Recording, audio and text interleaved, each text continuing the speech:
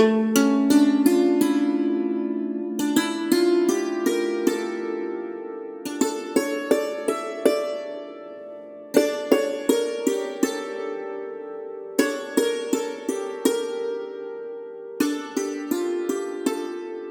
and welcome to So You Think You Can Rule Persia, the podcast where we rate and review all the kings of Persia from Diocles to Yazdegerd III. I'm Sariel, and my pronouns are they, them. And I'm Umberto, and my pronouns are he, him. Hello, everybody, and welcome to episode 67, Adur Narseh. The son? Not the son. No, we already did the son.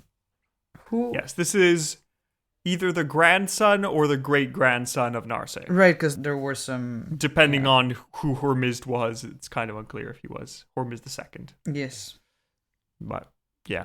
Well, yeah, Hormizd was murdered last time. That was fun. Exciting times. That was interesting. Right, because this was weird, because it's like... It is supposed to be the heir, right, that Hormizd appointed, but it was very clear that Hormizd was assassinated by the nobles because they were losing power and they didn't like that.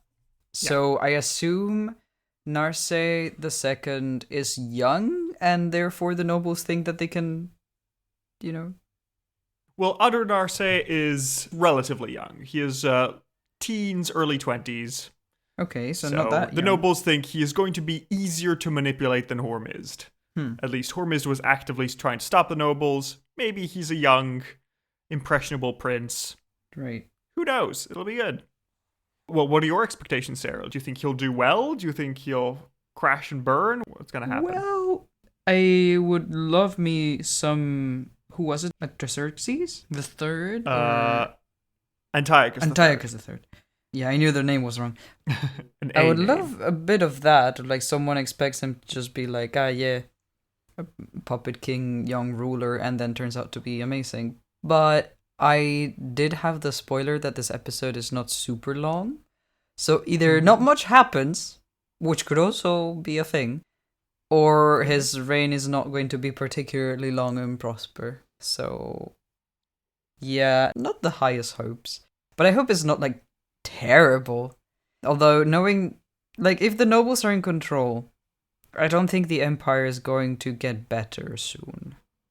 So, turns out, Yes, I will. It's not a warning, but I will mention that there is a scene at the end that I quite like. So you'll get to find out what that is because interesting. Reasons. And probably, if anybody knows anything about Sassanid history, they probably know this scene at the end. Oh, so so we have like an intense cinematic thing. But, yeah, you could put it that way. Yes. Hmm.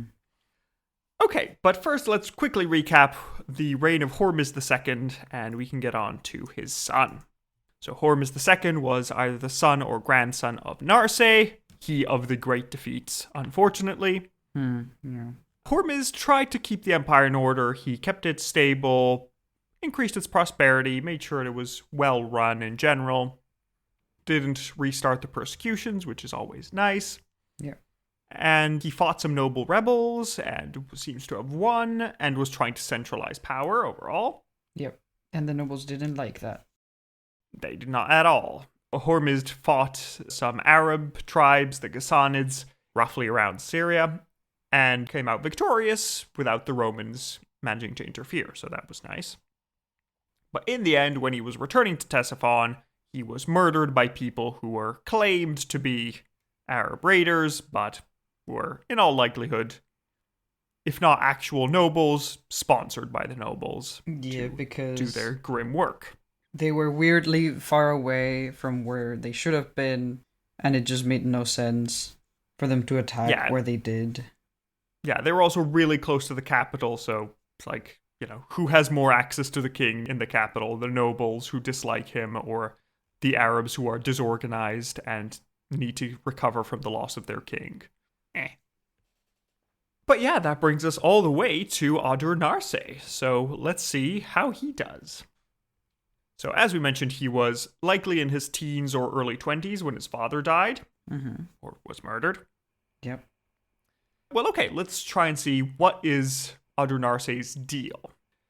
Well, We don't have too much detail, but we're told that he was cruel. Oh. He was a very cruel man. Wait, like, actually? Well, the sources we have are the official sources. And the nobles have a big hand in writing these sources. Okay, that's what I was going to, So it is possible that they just don't like Adur Narseh and want him to be portrayed as the worst person possible. Or it could be that he was just genuinely a really cruel person. And very unpleasant. That's odd, but then I assume he didn't do everything that the nobles wanted, because, Well, there are several options, because, well, it looks like the nobles don't like him for some reason. Why is this? We have a number of ones. On the one side, it's possible that Adur Narseh was chosen by the nobility as a puppet, and didn't appreciate being a puppet, so he tried to actually do his job as king. And the nobles were like, wait, why are you doing your job as king? This is terrible. We hate you. Yep. Another option is that Hormizd was murdered, but the nobles didn't really have a plan for who would become king later on, and they just got who was next in line and just hoped for the best, and then they found out that, oh no, Adur Narseh was actually very independent-minded. Oh, shit. Yeah. Or maybe there was a coup attempt, but the coup failed and Adur Narseh became king in the first place anyway. I see. Yeah, that could also be interesting. We have a few options depending on how competent you believe the nobles are. Well. We can see what they do, who knows. But yeah, so I said he was cruel. What evidence do we have of him being cruel? Well, we have a story. Because one day, as a prince, Adur Narseh was being shown a beautiful ornate tent made from animal hides.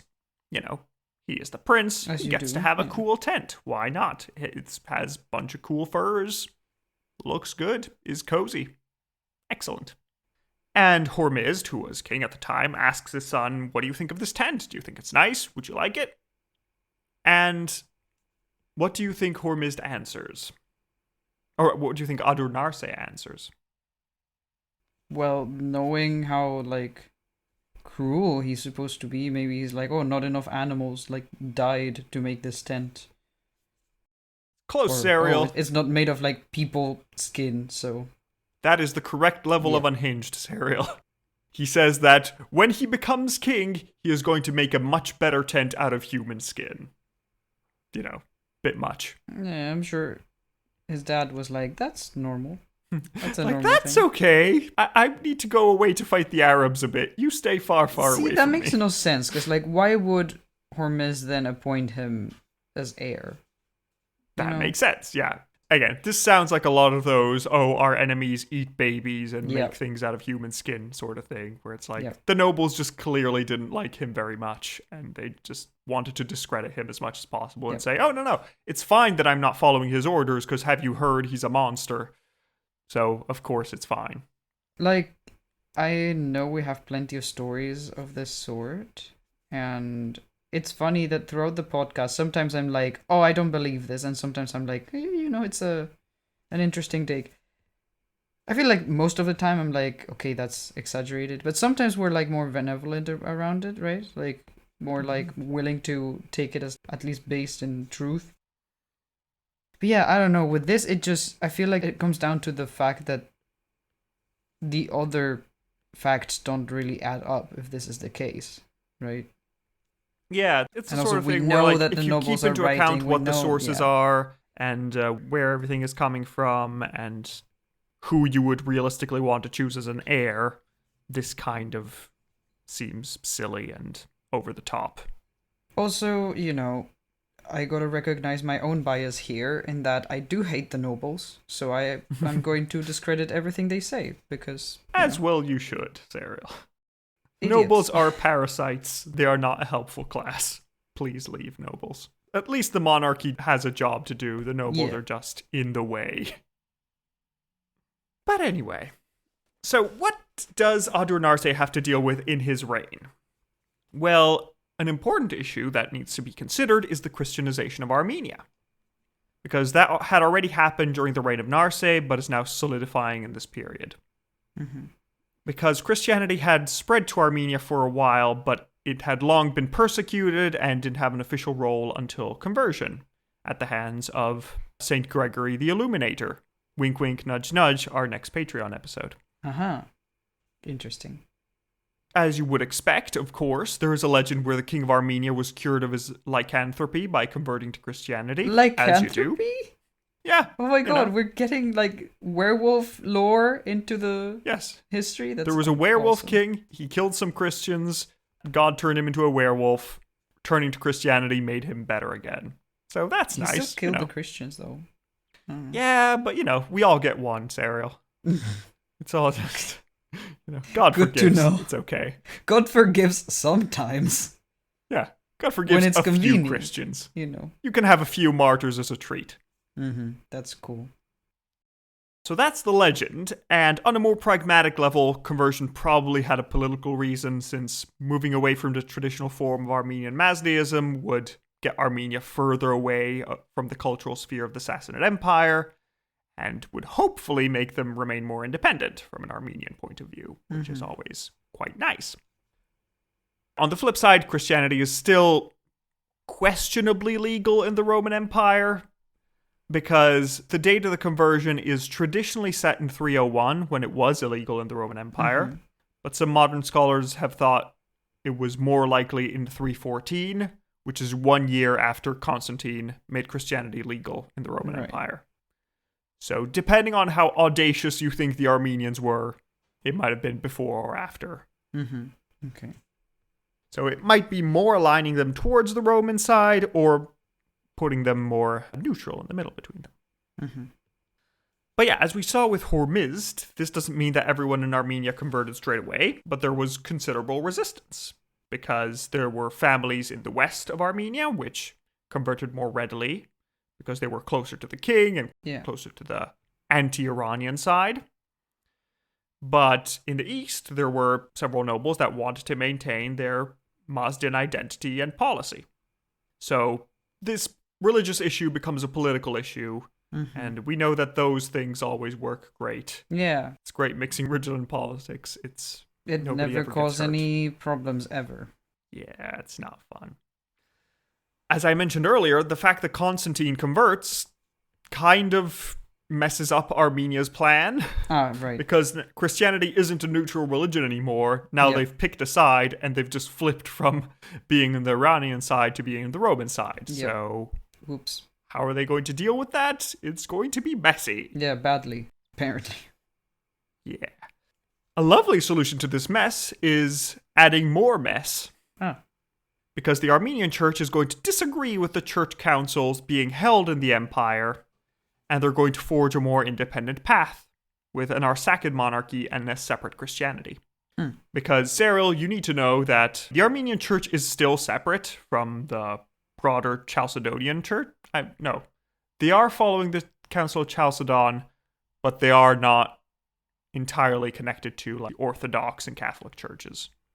Because they believe that instead of having one nature with two spirits, which is the sort of quote-unquote Western view, they believe that Christ has a single nature. Right. Apparently that's very important.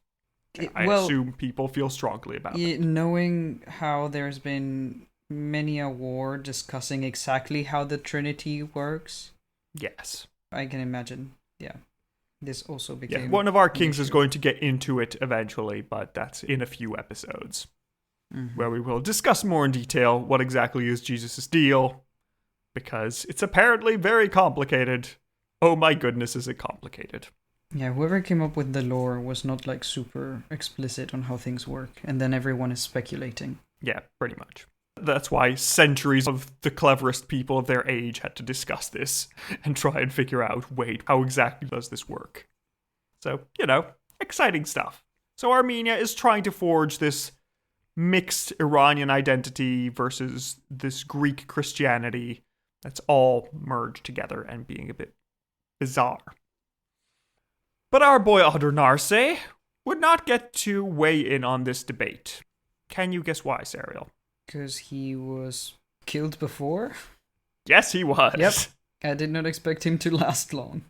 Because Adur Narseh, of course, because he was cruel and inhuman, Serial, not for any petty reasons of desiring power and wealth. No. He was deposed and killed by the nobles.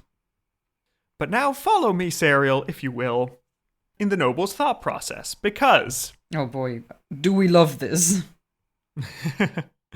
They still need a king. Mm-hmm. So, yeah. Who are they going to choose as a king? Can you guess? Any thoughts? Who would you choose if you were a noble? Myself? Well, the nobles hate each other more than they hate the monarchy, so they're not going to make one of them win. Because they want to just keep it organized. So, who is the best person you would like to manipulate? Well, whoever was already gonna be king, right? Adur Narseh has some younger brothers, yes, but the nobles don't choose them. Okay, then I don't... Like, what are the options? Or are we doing the thing where we just, like, choose a rando again? And we're like, yeah, they're totally related to the royal family. Don't look into it too much. Because that's happened before, too. Not exactly, but that is close. Because, okay, follow me. The nobles make sure to capture all the brothers of Adur Narseh. He had at least 2 brothers, one of them which was blinded, which is not great, and another one, the eldest, was a man called Hormizd, who was captured, but he managed to escape and fled to Rome. The nobles then look around the palace, and who is in the palace? Well, we have a bunch of servants, those aren't going to do. And then they check, ooh, there's the women's quarters. That's interesting. Oh, do they choose, like, one of the wives? Almost. I would be, is it a eunuch? Nope. Okay, then. Cyril, eunuchs can't govern, I mean. Well, at this point, I don't, I mean, a much more sensible option is to do this, Cyril. They look into the harem, and they find that Adur Narseh's mother was pregnant. Okay. And she was getting a bit of a belly, of course, being pregnant. And so the nobles take a crown, and they walk up to Adur Narseh's mother and place a crown on her pregnant belly and say, "Here you go, your fetus shall be king." The unborn baby. This is our next episode. Yes, this unborn child is now the king of kings. Hooray, stability. I swear to God. So, the best way to get along Regency is to have an unborn child. Because, that'll be fine. I hate Although I respect of them being quite progressive, that they don't even know the gender. Yeah. They're just being like, yeah, it'll do. I don't care. I don't understand. Yes. There are a lot of famous miniatures of this crown being put on the pregnant belly. Yep. Because it is a vibe. It is a scene. So we'll see next time how this child shall do. Yeah. Do you have high hopes for the fetus king, Sarah? Not at all. I think what I'm going to have to draw for the face of faces on that episode is going to be the pregnant belly with the crown on top. Because I feel like this child is not gonna do much outside of the belly. Sadly, We will find out next time in the episode for Shapur II. Wow, well, that was 20 minutes. Thanks, everybody. Woo! Let's just... And now, let's rate Adur Narseh and see how well he does compared to everyone. We might have a worst king. Bahram II was pretty bad, but let's see. Well, some stuff has happened. Bahram III was pretty bad, I meant. But yes. Okay, so our first category is final moments. How interesting was his death? Deposed and executed by the nobles. Kind of interesting. Not terribly interesting.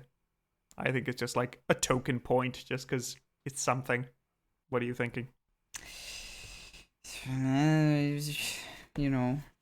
He wasn't assassinated, right? It was just... We don't really know if he was murdered and then the nobles chose unborn Shapur II, or if, they first deposed him and executed him in a coup. Right. He was killed by the nobles, is what we know. We're not sure about the exact circumstances of it. So, not a natural death. No. Yeah, that gets like, I don't know, like a token point, but I don't really. Yeah, that's what I thought as well. So, yeah, with a 1 and a 1, he gets a 1 out of 10 for final moments. Our next category was battle hardness. How good was he at war and fighting? He didn't. He did nothing of the sort, so I think a 0 is in order. So, yeah, with a 0 and a 0, he gets a 0 out of 20 for battle hardness. Woohoo. Our next category is scheminess. How good was he at plots and manipulations? He wasn't. Next He question. got deposed. That's bad. That doesn't end well. So I think double zeros again. 0 and 0. 0 out of 20 for scheminess. Our next category is shock factor. How shocking was this man? Okay, maybe here. Maybe In the only story we have about his life, he reportedly wanted to have a tent made out of human skin. If you believe the tales, then I guess maybe. Yeah, I think this is worth 1 point. Not for believing the tale, but because the tale exists. Yeah, because you could, like, if you were to, like, show off, like, oh, this is what has been said about me, then I guess, this guy can say that these things have been said about him. Yeah. I don't know if they're true, but, Unlikely to be true, but I'm going to give him a point. What do you think? You matching as well? Yeah. Okay. At least 1 point. Nice. So with a 1 and a 1, we get a 2 out of 20 for shock factor. Our next category is Aaron Shine. How good was he for Iran in particular and the Empire in general? Well, needless to say, he didn't have much time to do anything. The only change during his reign is that he gets murdered and the nobles appoint a fetus king. Yeah. That's not great for an empire, I would be so bold as to say that a king needs to be born to be effective. Yes. I mean, that's how we've done it. I know it's controversial, so far, right? but I would like my heads of state to be born. Yep. Edom. So it's not great. Ditto. But I don't... It depends how much you could say that it's his fault. But overall, I think this is just a 0. Just because there's nothing. Like, he didn't make the Empire a lot worse, but not through any merit of his own. He just got himself killed, and that was his reign. The end. Do you think he deserves any points at all, or is it just meh? For Ehrenstein? Yeah. Did things get much worse? Because then we have to give the token... Well, because the thing is, things didn't get much worse, but it wasn't any of his merit. It's not the thing of he ruled for 30 years and things were roughly the same. No, he ruled for a short amount of time and then... Didn't have time to fuck anything up. Yeah, exactly. And the also, only we're things seeing we know him in such a bad light, and I'm like, this is probably the nobles. Like, the fact that the nobles immediately were like, no, we don't want this guy, makes me like him. Because that probably means that, True, but then you can say he tried to rein in the nobles and failed miserably at it. Yeah, true. So, if he tried to improve things, he failed. No, I didn't mean for Ehrenstein in particular. I meant for, like... in general, as a picture, sure. Then maybe, like, a 2, because a 1 would have been, like, if he had... Is the opposite of a 10, right? It's like if he had magically actually managed to make things incredibly worse in, like, a month. I feel like I'm going to just go for a 0 because he just did nothing. I'm giving him like an Antiochus the Child score where it's like... okay. He kept the seat warm for a bit and that's it. If we're seeing it that way, then I guess I would have to match your 0. But I do think it would be good to have a 0 for the, You can give him a high score if you like. I feel convinced that he should just deserve nothing because meh. So are you giving him points or sticking with 0? I'll give him a 1. Okay, fair. It'll be 0.5 anyway. Yeah. So with a 0 and a 1, he gets a 1 out of 20 for Aaron Shine. Our next category is Face of Faces. What do you think this man looked like? I cannot send you a crown because we do not have one. That is the caliber we're going with. Okay, so Cyril has finished their drawing. Let me pick it up and I'll describe it to you. Very good. Love that. Yep. Nice. That's the vibe I was getting. It's a good vibe. I'm honestly impressed you managed to get such a good portrait from such a nothing burger of a king. But, good. So what we have is an arrow pointing to an individual that says noble. We have a guy. He has a long beard. He has long hair. He is in a robe. And he is pointing towards somebody. The somebody he's pointing to is a tiny little man with a question mark over his head. He looks broadly like a king. It's probably our boy Adur Narseh. And the noble has a big speech bubble that in black depicts a terrible, horrible monster as he points to Adur Narseh saying, look at him. He's terrible. Can't you see? That's why we need to kill him. Yeah, so, and Adur Narseh is just like, who, me? Just like, what? Who, Are you talking about me? I'm just here. What am I doing? So, yes. Thank you, Serial, for this great drawing. If any of you want to check it out, you can go in the episode notes below, on our Discord if you're patrons, or on our website on Serial's Portrait Gallery. Now, Serial, are you ready to see what he looks like? Do we have anything? Absolutely not. Okay. Yours is the first portrait in the history of humanity of Adur Narseh. Oh, well, that is the only appearance he has. A dude. He is presumably a guy. Yes. He probably had a beard, because everybody does. Yeah. And that's it. So, I think we can say, with a 0 and a 0, he gets a 0 to 5 for Face of Faces. Our next category is lengthiness. How long do you think he reigned? Like 2 months? See, we don't know the exact number of months. It is said that he reigned less than a year in all the sources. Okay, I see. So I've considered that, on average, 6 months. That's what I've gone with. Mm-hmm. So, with half a year divided by 10 years, that gives him 0.05 points out of 5.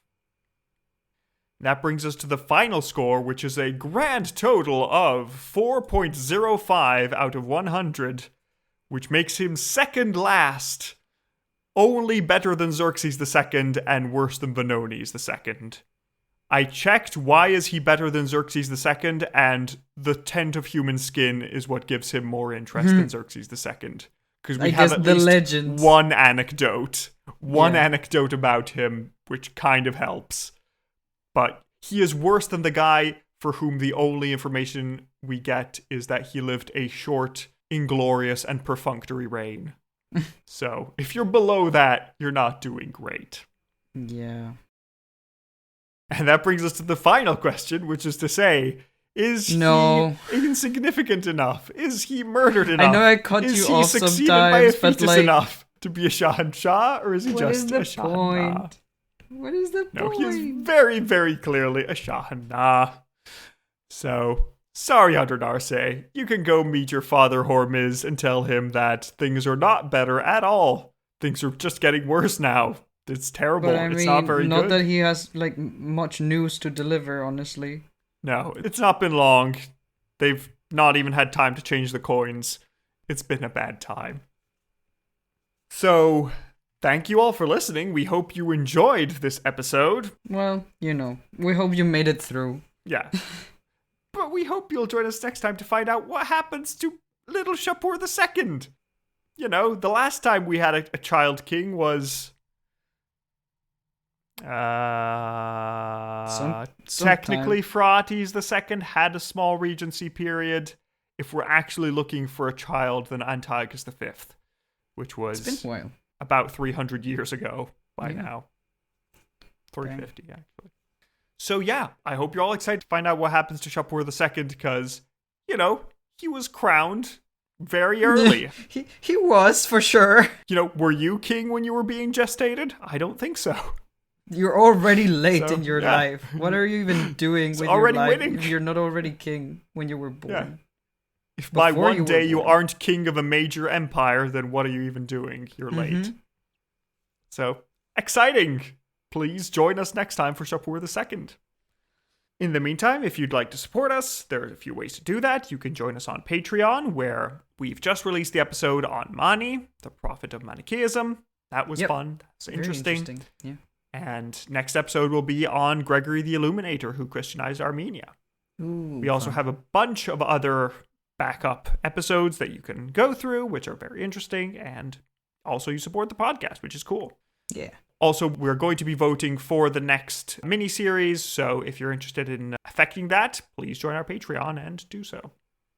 If instead you'd rather not support us monetarily, that's fine, but we would appreciate if you could give us a review on your podcast app of choice so that the almighty algorithm will suggest us to more people and we can spread our knowledge of very, very obscure Iranian kings. So, yeah, that's all for today, and without any further ado, we hope you have a lovely week, and we'll see you next time. Goodbye. Bye.